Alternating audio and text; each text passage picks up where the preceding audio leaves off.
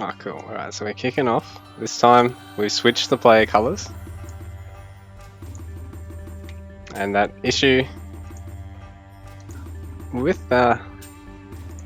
spectator mode is apparently not just my problem. I think it's just something to do with the game at the moment. It's a bit unfortunate. You can't really see what texts have been taken and what's left to take, so to speak. You can only actually see what's in the train queue, which isn't normal, so to speak. It's, yeah, a bit of a bug with the UI, but the guys are going to get that fixed, so they'll get onto it in due time. So right now we can see HappySmurf taking his hunt, and Kire's taken his already.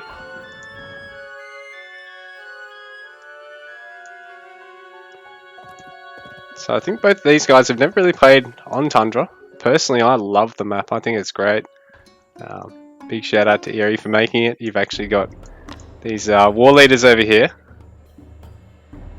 so they're pretty cool. I had an idea about war leaders the other night, but I forgot. I'll admit I was pretty stoned at the time. I've forgotten what it is now, but it was a cool idea. But yeah, I forgot. I'm sorry. So Kire is actually throwing down an early barracks, which is a little bit unusual for this map. So is Happy, because people often will take the water on this map. As you can see, it's quite generous on all the fishies. And because of that, you've really only got... I think you really only get 3, possibly 4 berry bushes. It's quite actually light on for food. And I think you typically only get 2 hunts basically on your side. 1 or 2 in this middle segment. I think actually 2. No, sort of 4. Oh, I'm not sure. You don't end up with a lot of food is basically what I'm trying to get at. But there's a lot here in the water. Not a lot on the land right now. You can see Spearman coming out for Kire.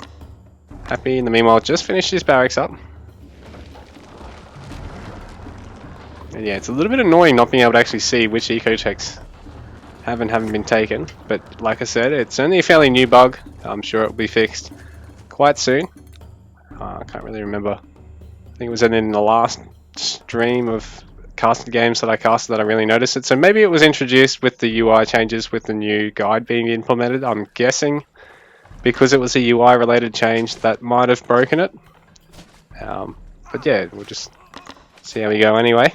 We've got Kire scouting out, seeing the barracks from Happy. There's a spearman over here already.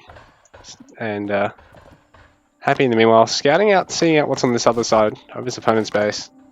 Seeing the barracks now as well. And I wonder if we'll go for this sheep steal that he went for. So Kai has actually managed to run past the spearman, so he's actually going to get a good indicator of just how many Happy has at the moment. And there's already 3 over here from Kire, so this is quite interesting. He's sort of opting to funnel him around the back rather than try and come up straight through here, take TC fire really before getting any damage off. He's going to actually get the opportunity to check this waterline, and he is going to notice this, so this is a really good catch for him. So he's managing to kill the villager, and the dock is going to get delayed, if not destroyed, on most of its health. So that means Happy is going to take a loss of, well, basically it's 150 wood at that amount of health. I'd say Happy's only really going to get 20 or 30 wood back out of this. Yeah, so he only got 25 wood back out of that. So it's basically 125 wood loss for that, as well as the villagers. So a really nice snipe from Kire there, who didn't even lose the spearman in the process. Happy is immediately throwing down another dock. Kire's is already in age 2. Sorry. I'm still full of gas, still full of hot air. Kire's actually scouted out this sheep, but he's not brought it back. I wonder if it's because he suspects Happy is going to move straight past it and give him the intel. Happy's having a bit of a look here, but he can't really fight with the scout. He's not going to have the health to take on all 4 of these. And Kire, in the meanwhile, is going to take a dock of his own. A couple of houses coming down for Happy as well. He's going to get that, if he can get the wood for it, the earlier fishing ship boats out. He's got the earlier, well, he's got about the same time actually, because Kire could afford his, even though he had a slightly later dock. Actually, no, Kire ended up with a quicker dock because he sniped it. Sorry, I'm just rambling now. So anyway, Kire is going to have the slightly quicker fishing ship. He's dealt that little bit of damage to Happy already. I don't think the gap is huge, but Happy is banking a little bit more gold than he perhaps needs to at this stage. And that's going to delay his H2, it's going to delay his town center, so he needs to deal some damage either with his land units or possibly even proxy dock his opponent to be able to spend all that gold, but even then he still needs a bit more wood. And right now Kire is going up 2 fishing ships, so is Happy, so got 18 to 23 on the village accounts. So I think there might have been a bit of a delay in villager production here from Happy. He's actually got none in queue again. So that's going to really start to hurt him, I think, because the longer this goes on, the more he's going to fall behind until he gets to the stage where they both really have decided, yep, that's enough villagers for good. We got these, can't actually see what piece of vanity they've got on because they've got other items on as their actual items, so bit of a shame.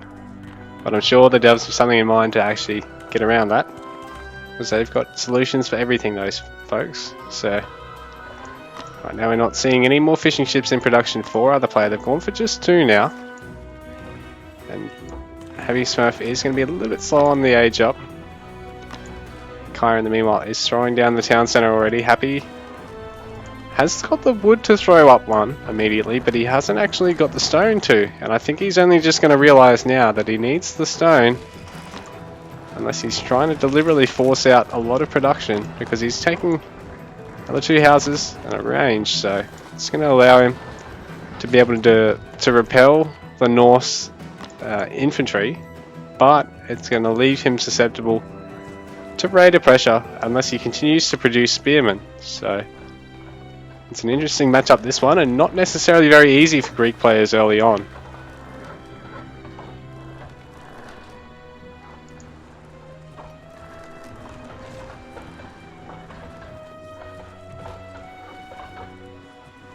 So this is sort of nice in the sense that the units of Kire's are going to have a hard time actually fitting through there. But Happy's got his units all over here, hasn't got a Toxotes out just yet, but it will be coming, and if you can position it right, well, they're going to go for the dock actually, so if Happy can manage to repair this with all 3, I think he's actually going to be okay. In fact, he might even only need to pull 2 to repair and just use 1 to shoot, but Kire's not going to stick around to find out. Kire has actually taken his pickaxe upgrade, so he's got faster gold mine gathering. And this is a pretty good fight for the Norse until the ships join, but I think if, yep, Happy's going to do it, he's going to try and snipe the throwing axemen. So that's really what's going to give the Norse the advantage in this fight, because the throwing axemen are going to both be able to counter the spearmen and get a little bit of bonus damage off against the Toxotes, whereas the spearmen really only designed to fight against cavalry in the long run, or against one another. So there's a range coming up again from Happy. And Kire in the meanwhile, armory, 4 barracks is in total, so he hasn't actually opted to go for any stables or any ranges. Ranges early on Norse is not very reliable, but stables early on Norse is an extremely reliable way to play. But in saying that, the barracks means that he can get such a good throwing axeman count that if Happy's army isn't majority Toxotes, it can be quite hard for him to actually keep out his opponent here. That's a lot of houses going up at once for Happy, but he is going to have the wood to be able to get this up, I think. So we'll get the town centre up behind this. So, but it is also going to mean that he's got 30 population boost, as well as 20 from a town centre when it does go up. So quite a big investment there from him. The wall there, I sort of like that little wall, but I'm just wondering whether he might have been best off putting it across here, because then he can take a second dock up here and have really quick gathering of these 3 fish spawns.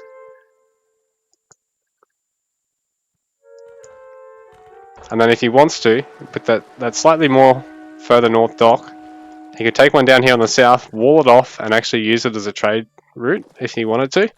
So that is an option. See an outpost going up here for Kire, so these are a little bit more expensive for the Norse than for the other civs, but it also means they can get war dogs. as you can see by the little collar. So, yeah. I wonder if Kire is actually going to go and add any into his composition, because Happy does like to play with Sarasophae. And there's a nice little house wall here, so that's going to sort of help protect this range. But in saying that, it perhaps is a little bit overboard in the houses. Right now he's about 30 population ahead of his actual current population, so it's quite a big gap there. Kire is about the same amount as well, so it's sort of the moment you can stop yourself from being house, do it. Yeah, but going that far above, it is still an investment, so essentially it's resources that you're not spending on pumping out units, so it's always a bit of a hard balancing act, that one. We've got some really nice gear on these players, so Warsaw Master Defender, look out of Olympus, heavy walls, oh, perhaps not so well geared on Happy, but even still, Kire has some really nice gear on his. Yeah, Divine Hammer, Tunic of the Collector, Zahax. Amulet, okay. Hammer, Goda's Essentials. So both these players have some really nice gear.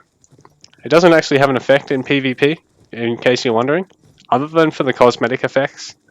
Like these spears, there's a hack spears, so they're really, really nice. Nice to have, really good, aesthetically pleasing. I feel like consumed product when I see that. I'll say that much, and I hate consumed product. So, they got that going for him. So right, we've got an army going up here for Happy. He's on 3 range and a barracks, and that tower is going to get denied, so this is actually not such a bad unit comp for him, because he's got just a small force to really draw fire from the throwing axemen, even though it's going to hit them harder than the bowmen, the Toxotes. But he needs to keep his army together here. I think he could deal a lot of damage to Kire's army here if he can get the Toxotes on to the throwing axemen and sort of rely on his Spearman Hypaspis mix just to keep off any of the Spearmen that are in the mix, because there is 20 of those too, so the more that HappySmurf can focus fire with the Toxotes on the throwing axemen, but vice versa, the more that Kire can focus fire with throwing axemen onto any Toxotes that are in range to deal damage on them, the better. So we've got some Raiders in the mix now as well for Kire, so this is going to make it hard for HappySmurf, who's already a little bit on the back foot economically, to be able to deal with that, because there's not really going to be any Prodromos out to deal with that for a little while now. There's some stables being thrown up, another range, another barracks as well, and some towers, a tower going up on this side of the map. Happy's going to eventually get to a point where either he's going to have to wall off through here entirely, or basically find a new patch of wood to start chopping. So outpost here, just to secure some vision, so that's smart from Kire. He's going to know whether Happy's going to try and sneak any units around through here, or even through here, so it's good positioning. With the scout there, he's got nice coverage of this little choke point here. You can see everything with the building in the unit. That's also a nice wall from Happy though. All he's got to do is chuck a gate in and he can use it himself later on, but for now it just denies any form of side pressure from the north. But in saying that, he doesn't really have the spearmen in the right position to be able to defend against the raiders here, but he's going to pull back his bowman and be able to deal a lot of damage.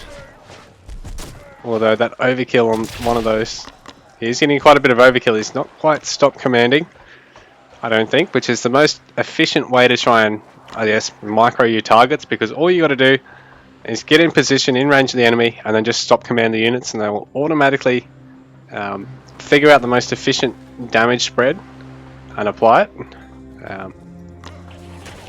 Well, not most efficient, but close to. They won't necessarily prioritize the low targets, but they will only attack targets that need one more attacker on, per se. Really nice gate usage there from Happy.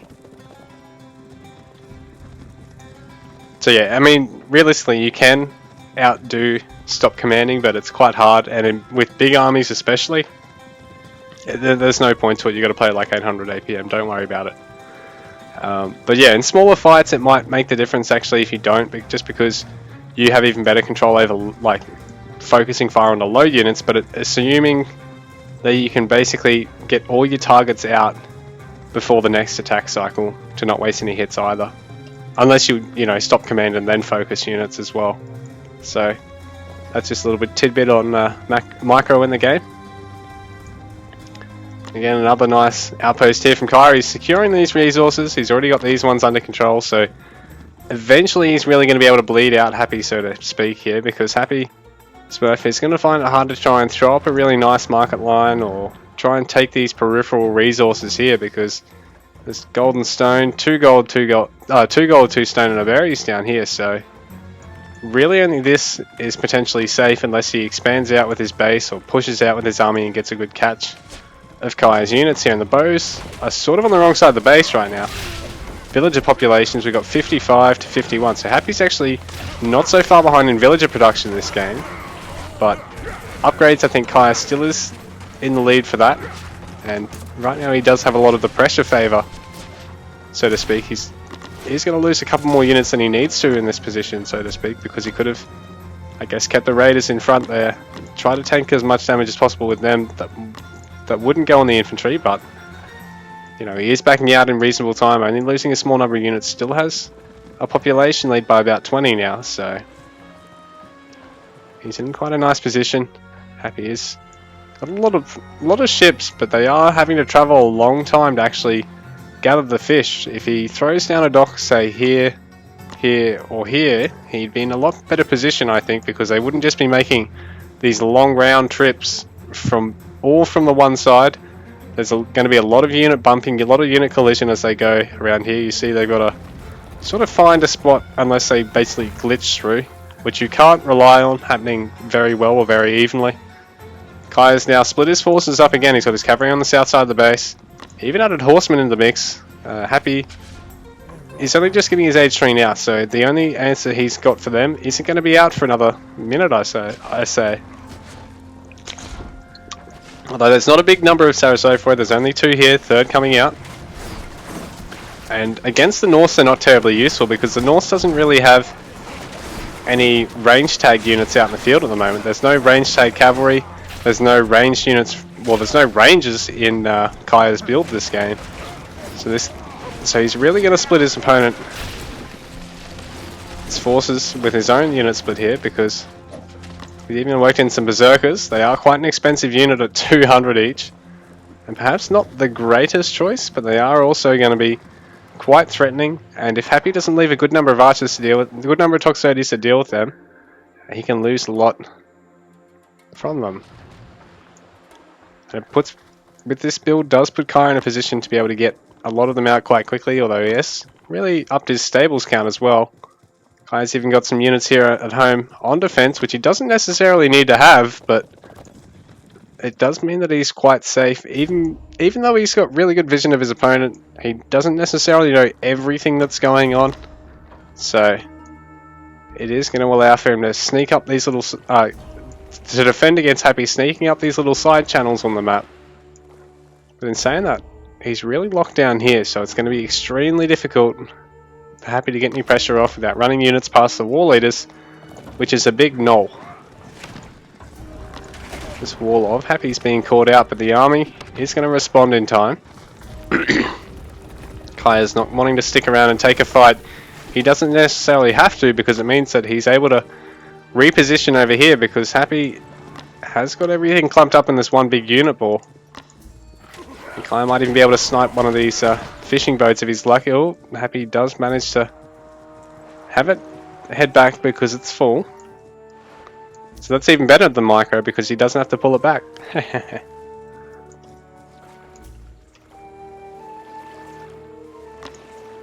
Yeah, Happy has chosen to take another dock, chosen to take quite a nice market line, although he's probably best off putting it on that one maybe, even though it's only going to be another 1 to 2 from that travel distance. But if he takes a third town centre up this way, it'll actually be quite good if he can sort of clear a path, or sit it a bit further back, clear the path here, just throw up a wall. Right now, it's Forward Fortress here from Kire, who's 56 to 64, so Happy's actually got more villager population now. Happy's got a better economy, so to speak, but Kire is well ahead on upgrades, has a bigger unit count at the moment. He's up by that 20 population. He's already taken his third town centre, so... And he's got a huge cavalry force here. 32 stables units. So these are all oh no, raiders are only one population.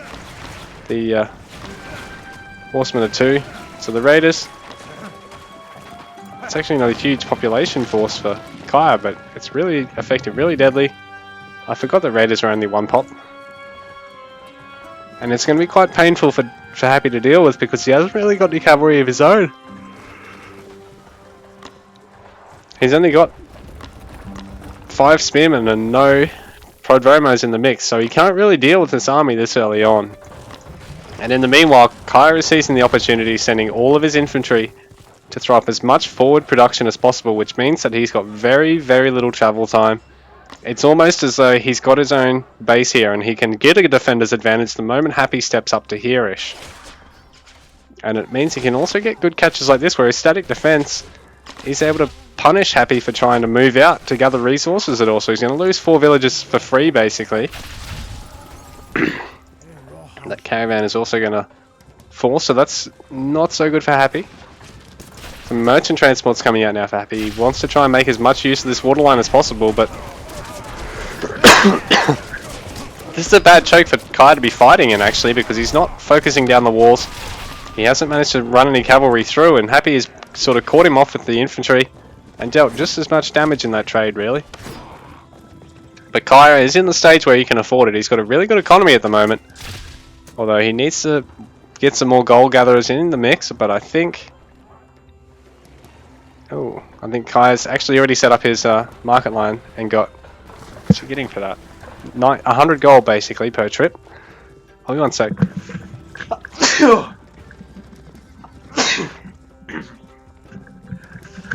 Sorry about that.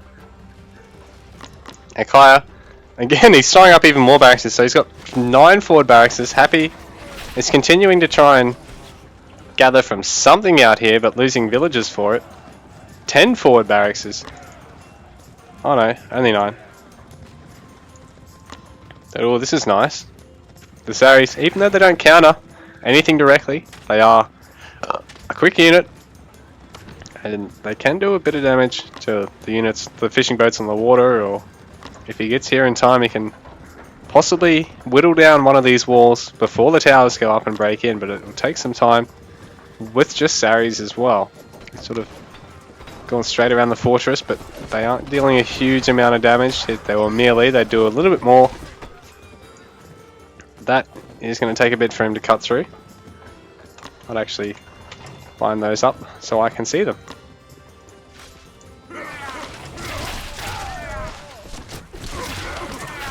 Yeah, so we've got a big force here of Happy's, able to defend against this largely because there isn't a great deal of cavalry support in front.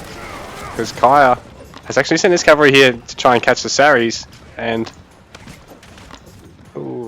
they will be able to catch, or they would be, if Kire was to select out the horsemen and just chase with the raiders, he'd be able to catch. But the horsemen are actually slower than the Saris. The raiders are 11 speed, Saris are 10, horsemen are 9. So that tends to actually put the Norse that runs them together at a bit of a disadvantage, because you've constantly got to try and send the raiders in first to actually catch things, such as the Saris, and then try and send the horsemen in. So it's sort of a bit of a misplay in a sense there from Kire. It's not a huge deal though. I still think he's in the driver's seat with this game, but it's going to mean that he didn't snipe those Saris when he probably could have, and he could have probably left the horsemen here to try and push through, take a bit of fire from the Toxotes.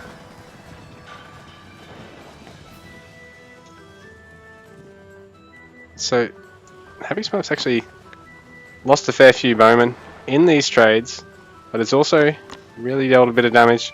The Kire is still a little bit ahead in terms of population now, and he's age 4, so he's continuing to get upgrades over his opponent. He's adding Hajar, which do get some nice pierce armor against the Toxotes, who haven't actually got champion upgrade just yet. So Happy still has quite a fair bit of, he's got 10k wood, but he has no gold at the moment. He's looking at expanding out to try and grab that further down gold, a little bit more safe. Kire hasn't realised, I don't think.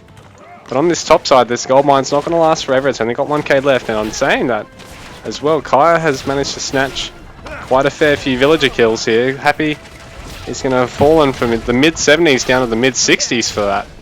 So the villager advantage he had over Kire there, sort of no more. Kire's still continuing to train caravans, so, and Happy is spent about 3k wood there to actually get the gold he needed to train some units. So this continued harass from Kire is doing a good job at picking Happy apart in a sense.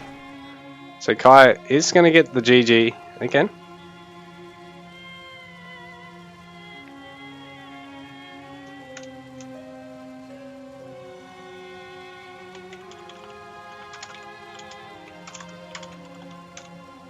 Kire keeps saying he's sweating again. I'm going to call him a sweaty nerd.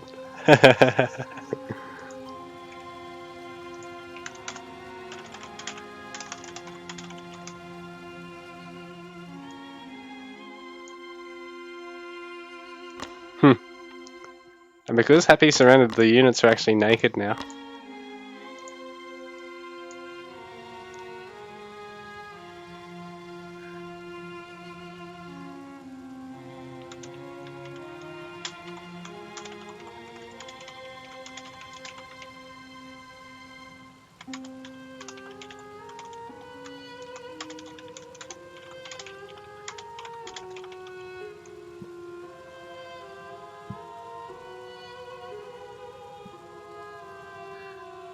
So in terms of economy stats, let's just go here for a second. So Kire did have quite a bit of a gathering advantage, but Happy actually had a lot more in the bank. So I think Happy did a bit better than he thought he did, really, because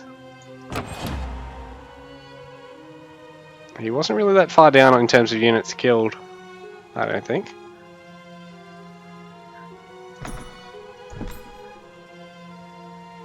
And the end villager count, we got 62 to 59, so they're actually roughly even in terms of the finishing economy of that game. And like I said, Happy actually had a lot more in the bank by the end, despite gathering less, so Kire had invested a lot more in terms of upgrades, units, stuff on the field. He had a big proxy base there. But he'll be back in a sec.